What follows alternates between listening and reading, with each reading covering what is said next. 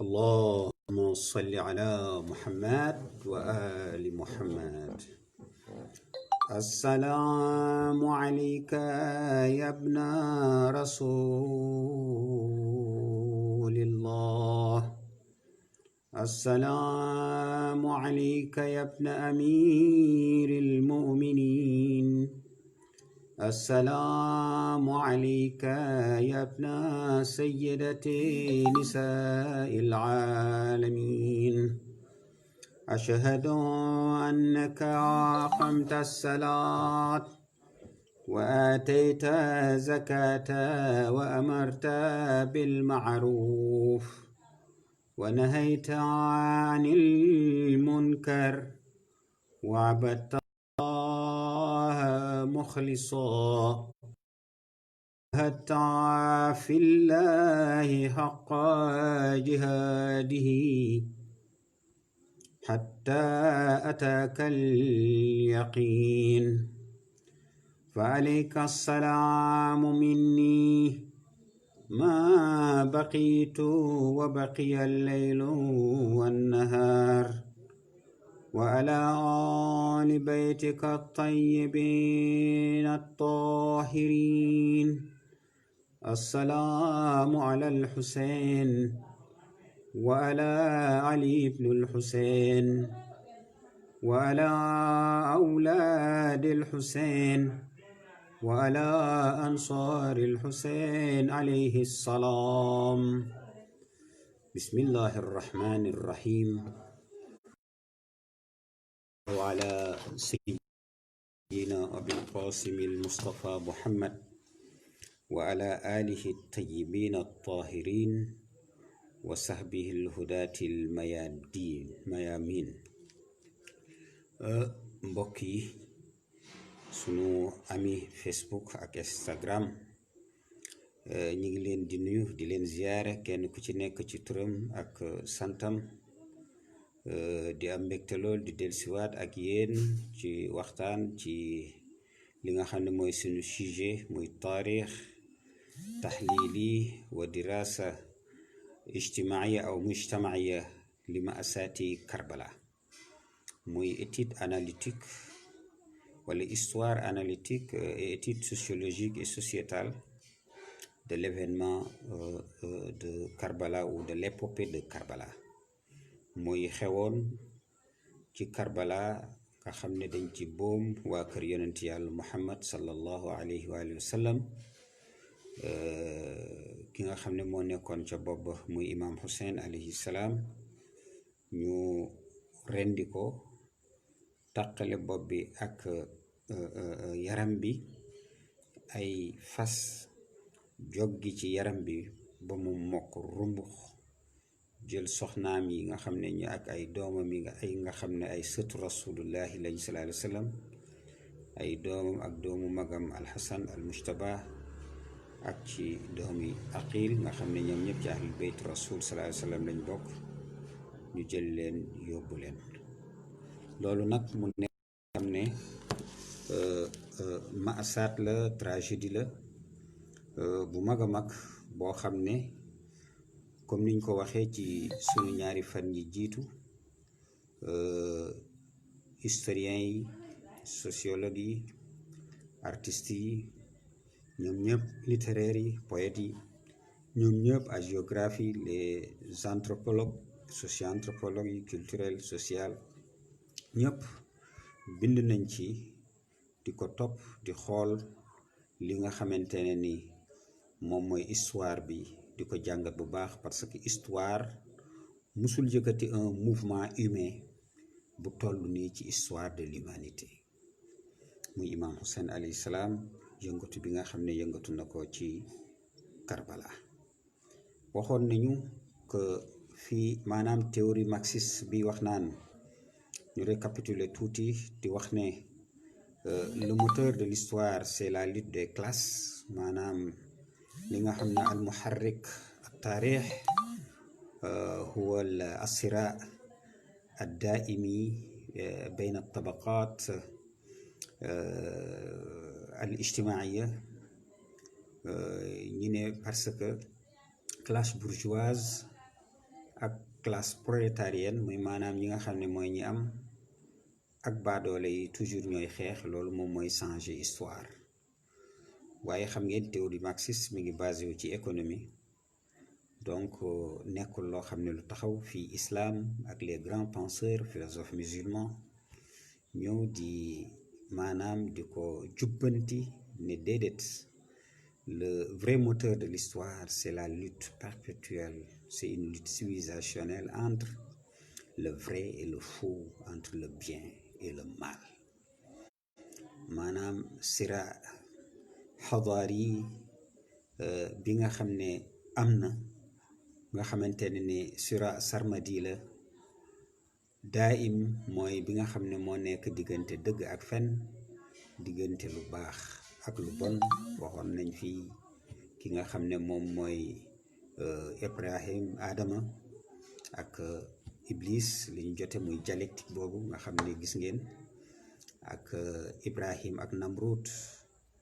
wax yonent yàlla Moussa ak Firawna, wax yonent yàlla Isa ak César, yonent yàlla Muhammad ak Abu Sufyan, wax aussi ki nga xam ne mooy Ali ibn Abi Talib ak Muawiya, aussi ki nga xam ne mooy Imam Hassan ak Imam Hussein, ak ki nga xam ne moom mooy Yazid. donc mu nekk lutte boo xam ne bu perpétuelle, boo xam ne dafay la yàlla sàkke àdduna, parce que ci biir lutte boobu dafa am maanaam dafa ëmb lépp. dafa am aspect sociologique mooy ijtimaiya, am aspect sociétal mooy mujtamaiya, nga xam ne élément yëpp dafa taxaw, yu civilisationnel yu culturel, benn bu ñu nekk taxaw pour fexe ba nga xam ne wat sa maanaam moroom sa vis-à-vis. loolu moom mooy indi nga gis mu am ñaari pôle yu taxaw yoo xam ne waxoon naa ko, ma baamtuwaat ko. moom mooy bi yonent yàlla sallallahu alayhi wa sallam xeexee entre ci yéeféer ba yàlla ne ko al yawma ya'isa allazina kafaru min diinikum fala taxshawni waxshawni al yawma akmaltu lakum diinakum wa atmamtu alaykum ni'mati wa raditu lakum al islaama diina. bi nga xamante ne ni yonent yàlla sallallahu alayhi wa sallam alquran wàcc na, nee na ko yow amatul ku alquran muy diine l'islam moom matal naa ko. yéeféer yi mënatuñ ci dara, désespéré wu nañu. léegi dafa am beneen encore mouvement bu bees boo xamante ne en l'interne lay nekk, à l'interne, maanaam ci biir c'est un mouvement endogène, maanaam ci biir entrailles l'islam, ci biir diine l'islam lay jóge. léegi c'est ce qu'on appelle l'hypocrisie, la duplicité combinée à la mécréance, à l'ingratitude, al kufr wa nifaq. léegi mooy xeex li nga xamante ne ni muaskarul iman, muy le camp de la foi en Dieu. xeex boobu nag dafa nekk moom la ñu wax ne dafa ëpp sax la lutte des classes. kooku du lutte des classes nga xam dafa basé wu ci économie, nga xam ne nee nañu mooy déterminer les rapports, wala comme gis nga cette pensée dévergondée de Freud nga xam ne dañoo doon naan sexe moom mooy déterminer les rapports, wala yeneen ci ñi nga xam ne ay théorie occidentaliste la, nga xam ne dafa fausse par rapport ak alquran. parce que ñun jullit ñi war nañu bàyyi xel ci texte yi, parce que alquran nekkul rek téere alquran yu ñëw nii rek wàcc rek ñu war koy jàng di ci barkeelu. bu doom juddoo ñu jàngal ko alquran, buy takk soxna ñu jàng alxuraan, bu deewee ñu jàngal ko alxuraan pour yàlla yërëm ko, ñu nit ñu koy jàng ñu ut ci tiyaaba. déedéet, alxuraan dafa ñëw, dafa ne luy xaya dafa ñëw pour jox dund, jox vitalité, jox perspicacité, gën a nàmm xelu nit ba nga xam ne dina xam mooy kan, xam kan mooy boroomam, xam ki nga xamante ne ni mooy ñi mu nekkal. loolu nag alquran moo tax aaya boo gis rek, boo gisee mu indi rapport entre ngëm ak ñàkk ngëm, contrairement ak li kii di déterminer ci marxisme, ci rapport yi am ak ñàkk, bourgeois yi ak prolétaires yi. nga xool Freud ci wàllu góor ak jigéen, ci wàllu sexualité, ak ñeneen ñoo xamante ne ni ci ay théoriciens islam dafa ñëw mu indi bi gën a taxaw ba ci nga xam ne moo gën a leer moo gën a yaatu moo gën a jaar yoon boobu nag moo lay wan ne ndekete li mas a am mooy diggante dëgg ak fen ñooy xeex léegi nag bi nga xam ne ngëm am na ngëm boobu mënul dem noonu rek parce que aussi comme yonent bi dootu fi nekk léegi wilaaya mooy continuer mbir yi il faut que mu am benn xeex encore boo xam ne Iblis gannaaw biñ ko gañee ba yàlla ne al yawma ya'isa allazina Iblis désespéré wu na ñàkk na léegi am yaakaar ci diine l'islam mënatu ci dara léegi naafeq mooy ñëw nag léegi jël rôlam jël ni ngay solo mu di ko solo ni ngay naane mu di ko naane ni ngay waxe mu di ko waxe ñi ngay fréquenté mu di leen fréquenté boo ne laa ilaha illallah mu ne laa ilaha illallah boo ko reyee rey jullit boo ko bàyyee bàyyi naafeq kooku nag mooy ñëw ak ci beneen mbubb comme ni ma ko waxee essayé fexe ñoo xit bi nga xam ne mooy quintessence yor mu essayé ko dindi ci biir ba nga xam ne dafay fënax loolu nag ànd ak yëfeer yi pour xeex li nga xam ne moom mooy l'islam loolu nag moo waral mu nekk mouvement boo xam ne kiiwu Imam Hussein bi nekkul rek dañu rey waa kër yonent bi dammate leen mu jeex histoire bu événementiel la nii metti na côté émotif bi nga xam ne boo ko déggee dalay metti bu yonent yàlla Muhammad sallallahu alayhi wa sallam dundoon dana ko gën a metti parce que déjà annoncé na woon ne loolu dina am mu metti ko déjà ci dundam tu vois mu jox sunu yaay Ummu Salamata xaaruura muy benn bouteille boo xam ne daf ci def suuf ne ko suuf si dinañu rey sama sët imaamul Hussein alayhi salaam ca dëkk bu ñu naan Karbala bu ñu demee ba mu xonq rek na la wóor ne rey nañ ko bis boobu na nga ko tàggee waa Médine gis nga donc mu nekk loo xamante ne ni lu kéemaane c'est pas un mouvement bu ordinaire mais c'est un mouvement bu atypique ci histoire parce que gis ngeen yonent yi ma la digal ak ñi nga xam ne ñoom la ñu nekkaloon di ay pouvoir despotique ay pouvoir tyrannique ay pouvoir yoo xam ne inique ay pouvoir oppresseur des pouvoir yoo xamante ne ni lu dul nootaate duñ ko def pouvoir yooyu yàlla dafa yónni ay yonent pour ñu xeex ak ñoom mais c'était des pouvoirs organisés parce que kenn du wax César ne waxoo organisation étatique bu dëgër les Romains kenn du wax ci Firawna mu doo wax benn dynastie boo xam ne de plus de 3000 ans bu très bien institutionnalisé wu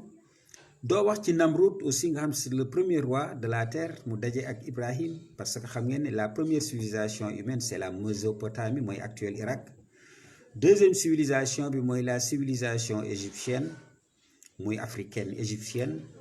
troisième civilisation mooy la civilisation indo-pakistanaise ak quatrième civilisation bi nga xamante ne mooy la civilisation chinoise ñeent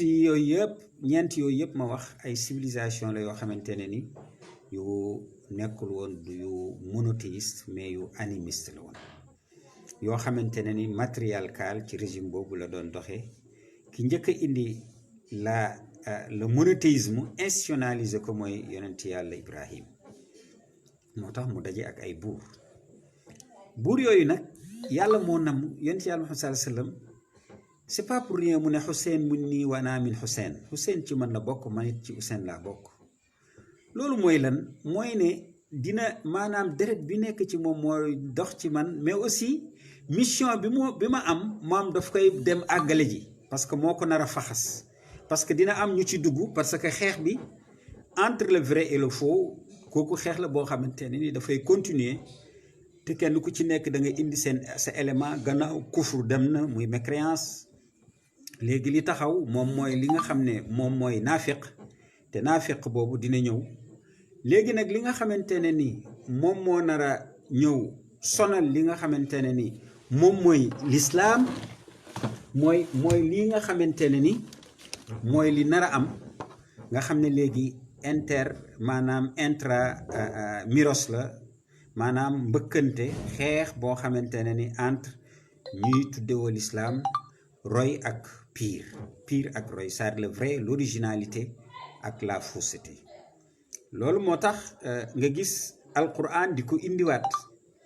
na ngeen di déglu aaya yi ak cheminement yi maanaam esprit aaya yi parce que léeg-léeg bu ñu yemee ci lettres yi rek duñu gis li nga xamante ne mooy li am mbir mi comme ni ma ko waxee du la lutte des classes entre les bourgeois ak les prolétaires mais entre ñu baax la ak ñu bon. loolu am na benn philosophe persan moom la ñuy tudd le manichéanisme, c'est-à-dire la vision manichéenne. Mani perse la woon muy iranien kooku dafa am benn philosophie boo xam ne dane dëgg dafa nekk fii fen nekk fii du ñu jaxasoo alors que léeg-léeg mu jaxasoo. gis nga naafiq moom mooy troisième kii bi moo nekk ci diggante bi. moo tax yàlla subhanahu wa taala yàlla ci jëm boppam muy wax yoon ci Yàlla sallallahu alayhi wa sallam ci benn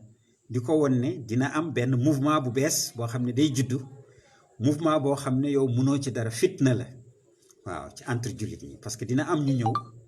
jël l'islam bi toog ci te moomuñu ko jox ko beneen couleur jox ko beneen jàngin. mu koy wax ci suratu al isra muy maanaam li nga xam ne moom mooy le voyage nocturne. mu di ko wax ne iz qulna laka inna rabbaka axaata binnaasi wa ma ja'alna al-ru'ya allati araynaaka illa fitnatan linnaas wash-shajarata al-mal'uunati fi l-qur'aani wa nuxawwifuhum fama yaziduhum illa tughyanan kabira. yàlla ci sa boroom waxoon naa la ko, moom yàlla mooy wax yonent bi waxoon naa la ko yow yonent bi man dama wër ndomb nit ñi kenn du rëcc yawmal qiyaama. waaye aussi wa ma ja'alna ru'ya allati araynaaka songe bi ñu la woon maanaam gént bi ñu la woon bi ngay nelaw nekk lu dul fitna linnaasi mu dafa nekk loo xamante ne fitna la ñeel nit ñi. wa shajaral mal'una maanaam garab bi nga xamante ne ni dañ koo rëbb fil qur'aani ci alqur'an wa nuxawwifuhum pour ragalloo nit ñi fa ma yaziduhum illa tughyanan kabira waaye du leen yokk lu dul maanaam li nga xam ne mooy bew tëxët. yonent bi dafa tëdd ba guddi yàlla woon ko ay golo yi yéeg ci estradu mosquée bi tribune bi fi muy defee minbar bi. loolu tiitloo ko lool. Jibril ne ko dina am banu marwaan dinañu ñëw ñoom ñooy jëli succédé la ñoom ñooy jëli histoire dina am ba ñoom ñooy ñëw jëli li nga xam ne moom mooy doole l'islam ñëw toog ci ak force mooy mulukun adud wala aduda waaw nga xamante ne dañuy mattaate dañu agressif c'est des cyniques des tyranniques donc ñooñu ñoom ñooy ñëwi jëli diine l'islam bi dinañ ci toog junni at. moo tax nga gis inna anzalnahu fi laylatil qadr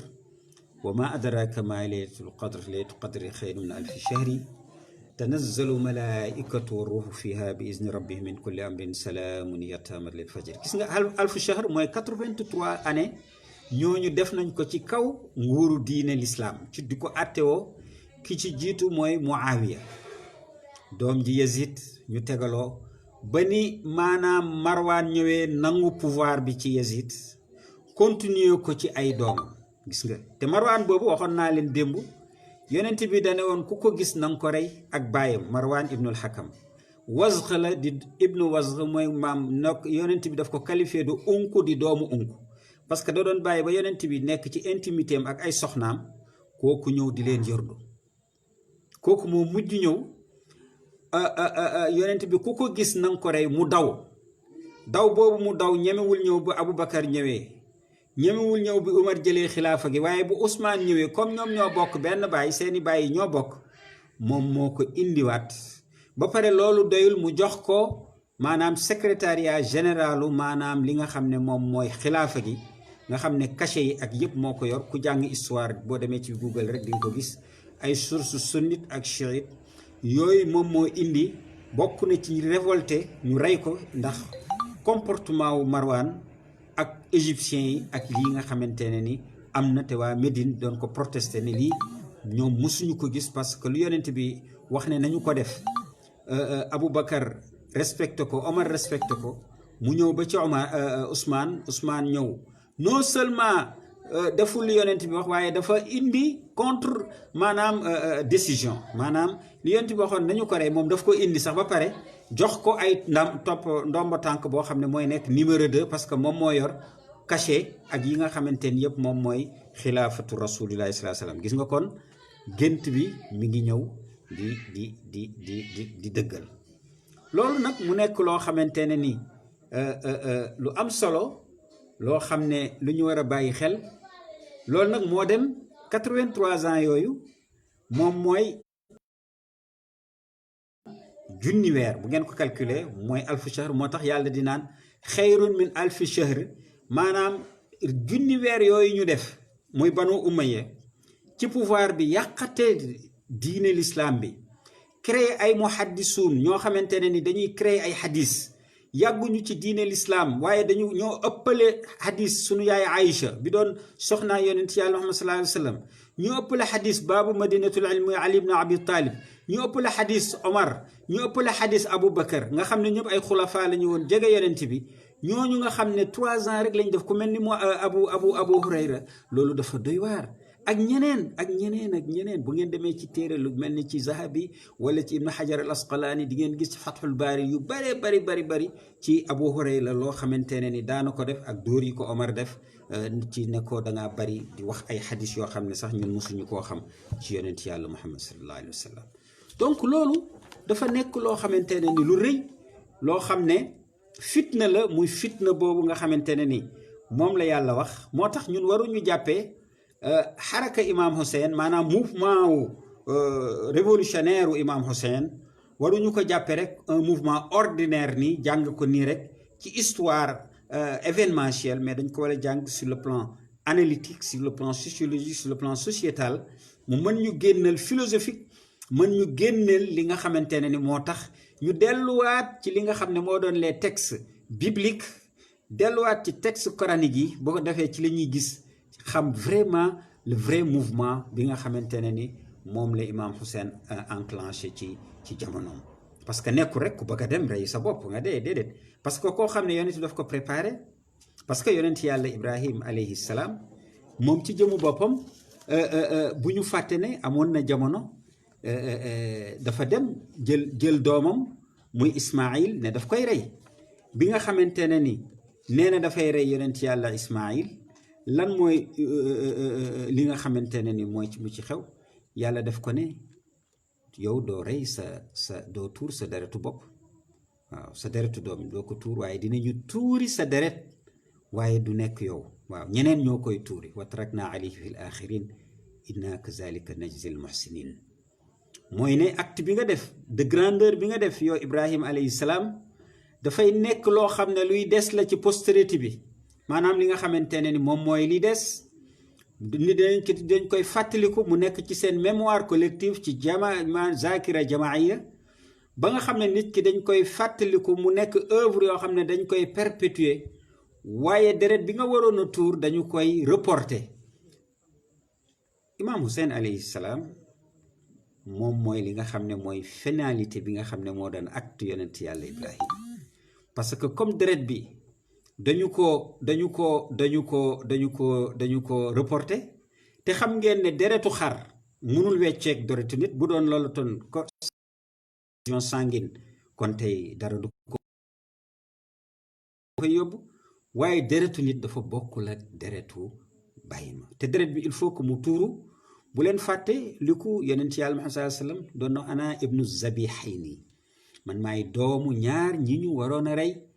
muy baayam Abdullah ak maamam Ismaïl histoire boobu xam ngeen ko donc ba tey bàyyi wuñ ko de donc ba tey deret boobu mi ngi nekk det boobu nag mi ngi nar a génn nag ci doomam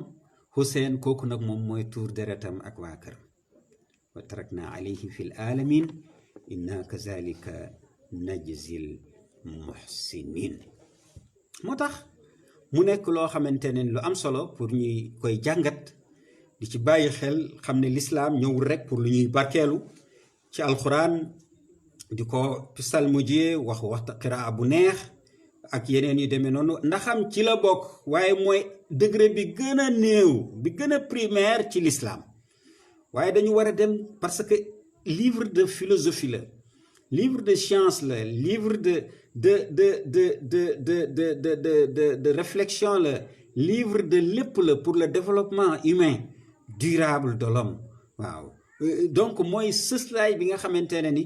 ci li nit mën a sëkkandiku muy jullit muy kudul jullit pour essayer fexe xam boppam xam environnement am xam boroomam nga xam ne relation li nga xamante ne mooy horizontale yi ak verticale yi mu mën koo sàmm bu baax looloo waral bi loolu amee nga gis Ashura mu nekk loo xamante ne ni à chaque fois dafay tiitalaate ci ñi nga xam ne c'est des pouvoirs uniques maanaam ay pouvoirs yoo xam ne ay tooñkat lañu waaye aussi ay nit ñoo xamante ne ni dañoo dëng dañoo jubadi dañoo bëgg a transgresser dañoo bëgg maanaam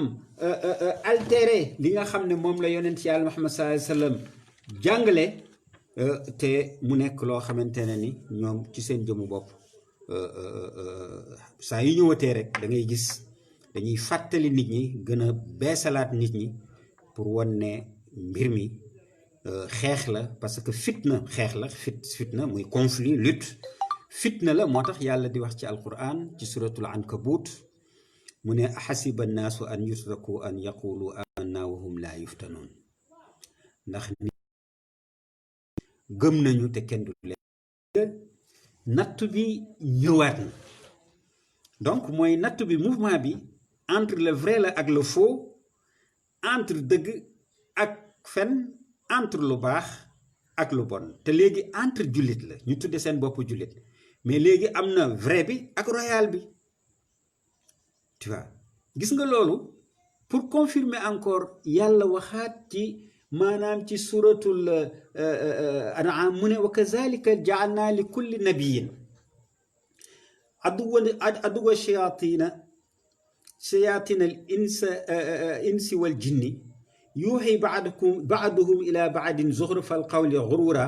walaw shaa rabbuka ma fa'aluhu fa dharhum wa ma yaftarun mu ne bu neexoon sa boroom noonu la def mu ne sa boroom wa kazalika ja'alna li kulli nabiyyin aduwa shayatin moo tax sa boroom def mu def yonent bu nekk mu am benn vis-à-vis benn ennemi boo xam ne day nekk ci wetam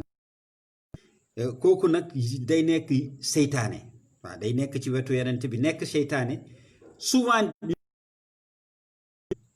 mu ne ñuy kenn ku ci nekk nag ñuy jottalante seen mbir ku ci nekk nag di échangeante ñoom ñaar di révéler sa bopp ay mbir sa moroom wax yoo xamante ne waxu caaxaanu kese la walaw shaa rabbuka mu ne bu neexoon sa boroom maa faaluhu duñu nekk ci wetu ku toll ni yonent nga xam ne ku sublime la ku sacré la yonent yàlla Muhammad sallallahu alayhi wa sallam yàlla di bàyyi seytaane di nitu di jinne ak ci nit di nekk ci wetam waaye yàlla nee na walaw shaa rabbuka maa faaluhu bu ko neexoon moom sa boroom kon du ko def fa zarhum nang leen bàyyi maa yafturuna ak li nga xamante ne ñi moom la ñuy maanaam di ko sos jëmale ci lislaam jëmale ci yonent bi gis nga aaya bi suratul an'am la waaye aaya 112 il faut que ngeen ñuy dellusiwaat ñun ñëpp ci alquran di xool c'est-à-dire le mouvement de l'histoire ni mu ancré woo nga xam ne lépp ci biir alquran parce que alquran téere la boo xam ne xam nga ki ko defar mooy yàlla ki defar téere ak éditeur am muy auteur bi ak di éditeur bi moom mooy xool titre bi mu koy jox chapitre yi nan la koy titré ak yooyu yëpp mu demee pagination bi ak yooyu naka la ñuy toftalante waaw yàlla mi nga xam ne moo sàkk alquran bu demee ba ñu naan suratu naml muy les abeilles fourmis nahl les abeilles jibaal muy montagne Ibrahim muy nit wala insaan muy nit est-ce que amul lu mu ci jublu wax ci li nga xam ne mooy njaay àll yi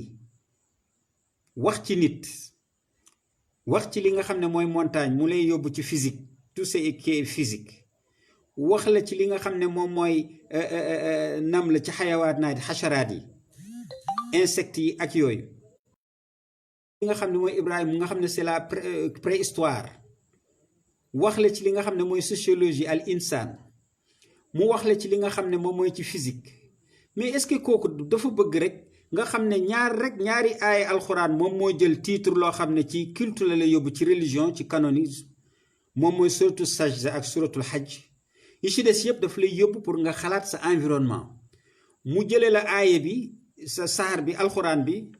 ci suratul baqara fatiha mu commencé alhamdulillah gis nga bismillahi rahmaani rahim turu yàlla fan la jeexe wan naasi donc yàlla ak nit ñi diggante yàlla ak nit ñi gis ngeen mu jël yàlla jël maanaam li nga xam ne vicariat jox ko wan naasi nit ñi alhamdulillahi wan naas foofu la jeexare kaamil bi donc nit am responsabilité bu toll noonu donc alquran bi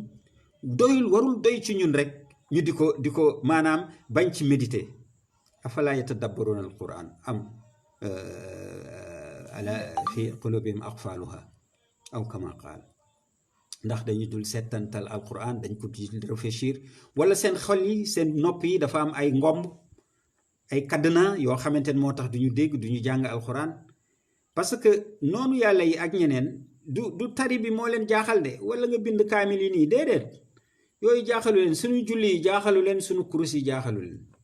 ñoom li leen jaaxal ci ñun mooy ñuy réfléchir jullit yu nekk nit parce que yonent yàlla Muhammad sallallahu alayhi wasallam bu doon Abu Sufyan li tax muy déranger Abu Sufyan nekkul woon rek julli ak Abu Jahlin nekkul woon rek julli ak woor parce que loolu ñoom nee nañ ko yu amul problème mais sa problème mooy yow message bi nga indi sa idéologie sa philosophie bi nga indi loolu moom mooy sunu problème moo tax alquran aussi dafa ñëw pour wax rapport yi nga xam ne moo war a dox entre nit ak li nga xamante ne ni moom mooy boroomam mooy boppam mooy aussi société collectivité bi nga xamante ne ci la nekk moo tax beneen ñëw mu ne yàlla di wax wa ma arsalna min qablika min rasulin wala nabiyin ila iza tamanna ulqiya sheytaanu fi ma yulqi sheytaanu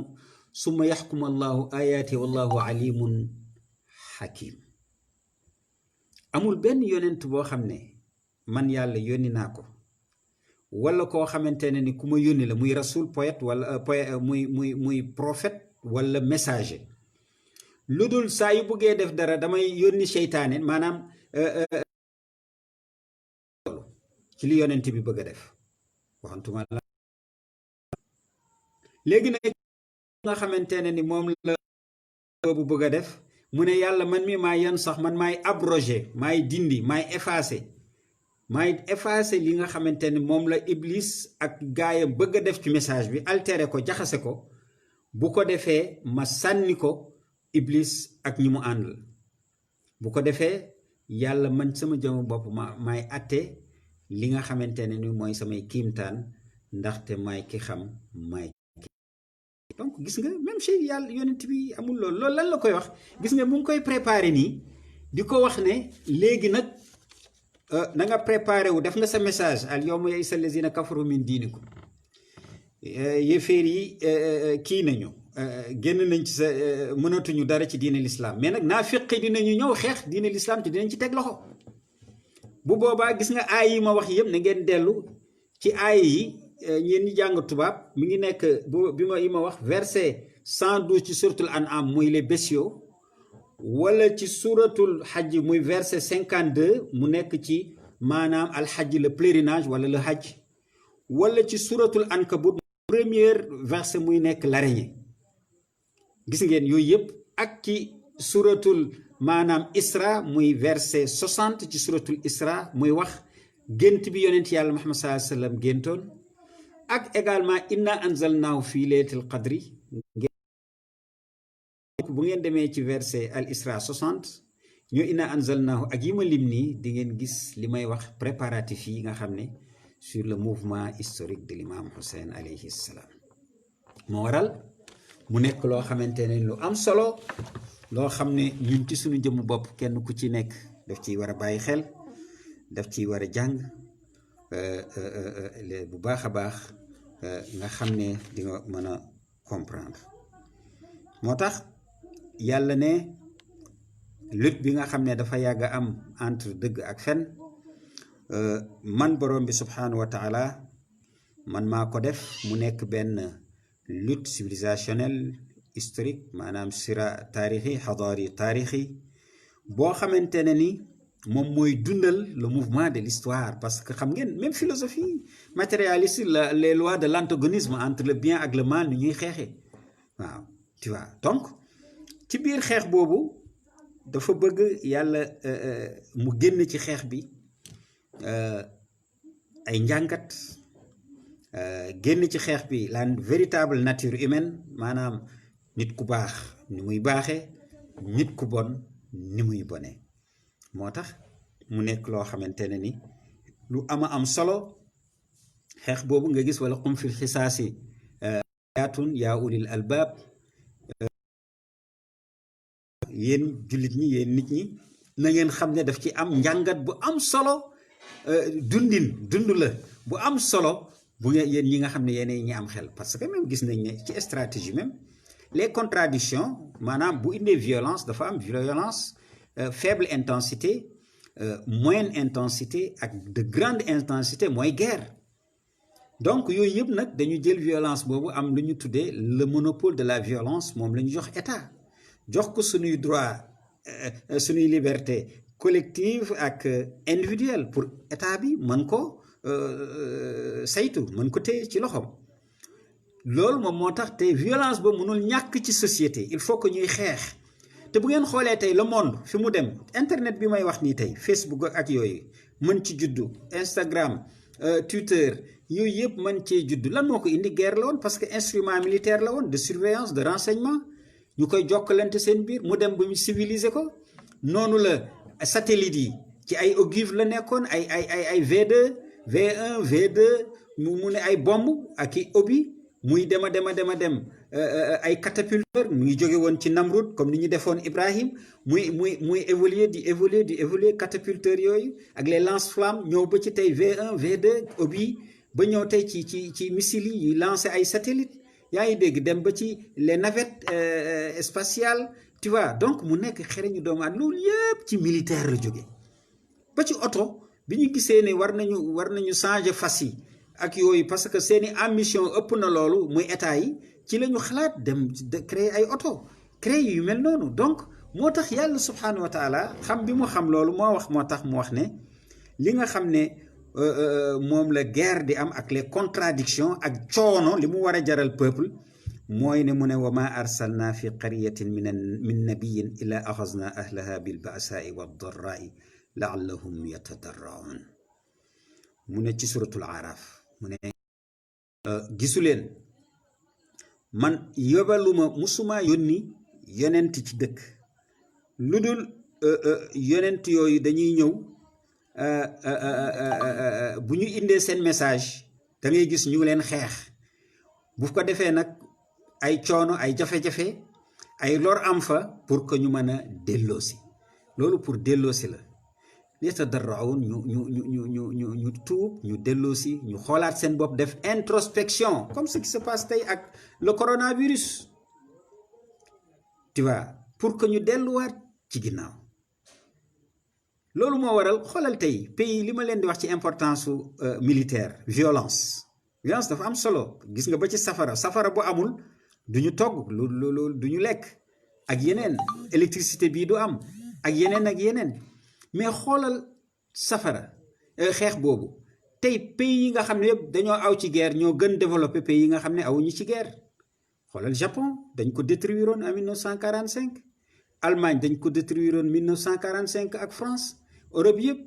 États-Unis gis nga ko moom moo ci xawoon a mucc mais ñooñu ñëpp aussi ak seen xeex yooyu nag moo développé loo l'humanité moo tax kuy prépare la paix prépare la guerre moo waral mouvement historique bi islam ñëwul pour ne la paix dëgg moom mooy nga ñëw yor sa kurus ku la romb mbaalo banna wala njaay jaata wala jaaw banna wala déedéet non islam dafa ñëw pour lutte boobu mu mën ko perpétuer taxawal lutte boobu nga xam ne c'est entre le vrai et le faux dialectique boobu nga xamante ne mooy bi historique te matérialiste yi indi ko ñun ñu koy jubbantiwaat wax leen ne c'est entre le vrai et le faux depuis ci aadam la woon ak Iblis di indi ay état yoo xamante ne ni di ko feeñal psychique et psychologique gu yéeféer ku nangu le dictat divin ak ki nga xam ne dafa nangu le dictat de Satan. donc mu nekk loo xamante ne lu am solo loo xam ne islam daf ko indi alquran daf ko indi pour nit boroom xam-xam yi ulil albaab gis nga dafay wax ñi am xam-xam nañu ci xalaat parce que inna aksarahum la yaalamuun ñu ëpp ci nit ñi inna aksara naasi la yaalamuun ñu ëpp ci nit ñi xamuñu donc ñi tuuti minorité boobu de qualité minorité savante boobu ni minorité boobu nga xamante ne ni ñoom ñoo xam ñoom ñoo war a xamal la majorité moo tax inna aksara naasi la yaalamuun qalilun min ibadiya shakur tuuti rek ñoom ñooy sant ulul albaab yi tuuti lañu uqalaa yi tuuti lañu ñi réfléchir tuuti lañu ñoom ñoo gën a tuuti qualité la ñuy doon donc te xam ngeen ne quantité qualité moo waral ñu bàyyi war a xel ci loolu bu baax ne mouvement boobu mouvement yooyu nag saa yu ñëwee dafa am benn stratification boo xam ne dafay amaat encore maanaam benn catégorisation dafay am lu ñoo xam ne dañuy accepter dañuy xam dëgg gi fan la vraie ligne originale bi ligne l'islam fan la nekk bu dee comme ci la ñuy wax mais duuf mooy faiblesse moo leen di jàpp maanaam dañuy nekk ay duñu am doole dañuy ñàkk solo soit noonu ñu bindoo ñooñu amuñu doole pour opposer wu te loolu aussi dafay am ci société ñooñu benn catégorie lañu mu am mooy mu xaalifiin yi deuxième catégorie dafay am ñoo xamante ne li maslaha li xifzil maslaha mooy daf ci am ñoo xam ne ñoom dañuy bëgg a sauvegarder leurs intérêts bu ñaari camp yi amee camp wu dëgg ak fen camp wu naafiq ak camp wu jullit parce que ñëpp dañuy gis ne islam bii mooy dëgg mais am na benn islam bu nekk ci wetam mi ngi wóyewoo allahu akbar day sax mooy rey beneen islam bi naan allahu akbar ak laa ilaha illallah waaye xam nañ ne du dëgg mais pour des raisons yoo xamante ne ni argent say am nga ndombo tànk wala leneen islam boobu mooy ñëw nag manifesté wu ci turu l'islam ba léeg-léeg sax day puus islaamu dëgg bi te moo am ci mouvement bi parce que fen bu ñu organisé moo mën dëgg bu ñu organisé wul te dëgg généralement ñi ko moom pour ñu protéger ko organiser ko du leen jalal dara waaw xanaa ñu gis ci intérêt yooyu nag mooy tax souvent dañuy bàyyi dëgg gi moo tax ñi nga xamante ne ñoo yor lislaamu dëgg souvent dañuy am problème ak ñi nga xam ne la majorité parce que yonent yàlla moom sallallahu alayhi wa sallam bu waxee ne al qaabidu ala diinihi aw an diinihi kal qaabid ala jamratin aw ala al jamra kuy téye diinam ci dafay mel ni comme ku téye safara xam nga ne kon neexul jamono dina ñëw ba islaamu jaa gariban fa sa yawdu gariban tuuba lil ghuraba ni mu ñëwee dafa ñàkk doole nekk ku wéet noonu lay jeexalewaat moom islaam waaw donc ñi nga xamante ne ni dañuy dem sax ba bu ñuy def dañu leen na kii bokkul ci mbir yi parce que moom gisinam lii la xoolinam lii la alors que généralement quantité ñi développé le monde yëpp c'est une minorité ñi développé le monde ci intellectuels yi ci savants yi ci lépp c'est des minorités donc loolu mu nekk loo xamante ne ni lu am solo moo waral ñooñu groupe catégorie boobu deuxième catégorie bi ñooñu seen intérêt rek la ñuy xool mu am troisième catégorie ñooñu dañuy ragal waaw amuñu doole bu ñu waxee ñu rey leen bu ñu waxee ne dañoo bëgg yonent bi ak waa këram ñu rey leen bu ñu waxee dañoo bëgg yonent bi ak këram ñu ne leen chia lañu bu ko waxee ñu ne leen rafida ngeen xam ngeen luy rafida ngeen koy dégg wahabit yi di ko wax rafida mooy ku refuser ku bañ koo koy rafida waaw rafada mooy refuser le dictat kooku mooy buñ ko dee jël sur le jargon actuel ñu contextualiser ko mooy un opposant dans un pays de démocratie mais valeur la démocratique parce que dafay am le pouvoir am l'opposition am la société civile mu am ñoo xam ne ay contre pouvoir lañu yoo xamante ne parce que pouvoir dafa am doole. Lan moo tax les Hobbes les Montesquieu ñëw def la séparation des pouvoirs législatifs indi les pouvoirs li nga xamante ne ni mooy exécutif indi li nga xamante ne ni mooy le pouvoir judiciaire parce que pouvoir am doole. ouais donc loolu mooy li nga xamante ne ni moom mooy li tax ñu war a bàyyi xel bu baax ci li nga xamante ne ni moom mooy le pouvoir parce que dafa am solo. donc ñooñu ragal bi ñu ragal moo leen di yóbbu ni ñoom ay chia lañu. moo tax rafida buñ ne rafida kooku valeur bu mag la parce que ñoom dafa am xëccoo entre waa kër yonent bi ak ñi nga xam ne du waa ak yenn saxaaba yi du ñëpp. ñoom ñu ne waa kër yonent bi la ñu faral ñu ne leen rafida. xanaa kon yonent bi kon rafida la duñu xool sax li ñuy wax alors que ñun nous sommes fiers de l'être parce que rafida mooy gis nga yow nangu ngaa far te ñàkk a far day xañe wërsëg. waaw day xañe wërsëg. yow ci kan nga faral? yaa ngi faral yonent yàlla Muhammad sallallahu alayhi wasallam, yaa ngi faral Ali ibn Abi Talib, yaa ngi Fatima, yaa ngi faral Hassan, yaa ngi faral Hussein. ñu ne yow rafida nga ba pare mu nekk loo xam ne non péjoratif la pour ñoom, maanaam genre xas la, genre saaga la. ku ko def nag rafida donc ku dem ki mu faral nga ko ki far nga di ko saaga mooy ki mu faral moom ngay saaga woo ko moom rek. moo tax fierté la ci ñun. moo tax ñetti catégorie mu am. danga koy gis aussi comme ni ko les théories marxistes léninistes mooy sox sur le mouvement, c'est-à-dire la stratification sociale, mooy ci les réactionnaires, les révisionnistes ni mu amee les révolutionnaires nga xam ne bi nga xam ne pouvoir bi ñëw na ba pare muy bi gagné nañu le pouvoir communiste ba accéder au pouvoir ci révolution bolchevique de 1917 octobre 1917 ak Lénine. lan mooy li xew après dafa julaat yeneen ay trotskisme ñëw. yaa ngi dégg mu am ay réactionnaire. gis nga li dal mouvement bi dal l'islam ci biiram boobu moo dalaat maanaam le communisme ci biiram. gis nga mouvement yi mag yépp looloo koy dal day am après dafay nekkaat lutte entre eux. loolu moo indi encore ba ci la révolution française de 1689 moo indiwaat même mouvement boobu moo indiwaat nga gis ñoom Danton Robespierre ñu nekk gauche ñeneen ñi nekk droite. loolu moo indi ci biir jargon politique ñu naan la gauche ak la droite parce que mooy ñi nekk woon bi roi bi toogee ñi nekkoon à droite mooy les droites nga xam ne c'est les souverainistes les conservateurs. gauche moom mooy anarchistes yi mooy ñi nga xam ne mooy les socialisants. tu vois loolu aussi dafa amaat ñu xeexaat seen biir te ñoom ñëpp ñoo àndoon pour xeex la royauté. donc loolu gis nga bi nga xamante ne ni sax gagné nañu royauté bi. gis nga yonent bi dafa ne woon Banu Umayya bi nga xam ne jël nañu foofu lay terminer jël nañu maanaam nguuru rasulullah te indi naa ay aaya alquran yi ak histoire yoo xam ne mën ngeen ko seeti ci Google parce que léegi miim amatul wala di làqatu.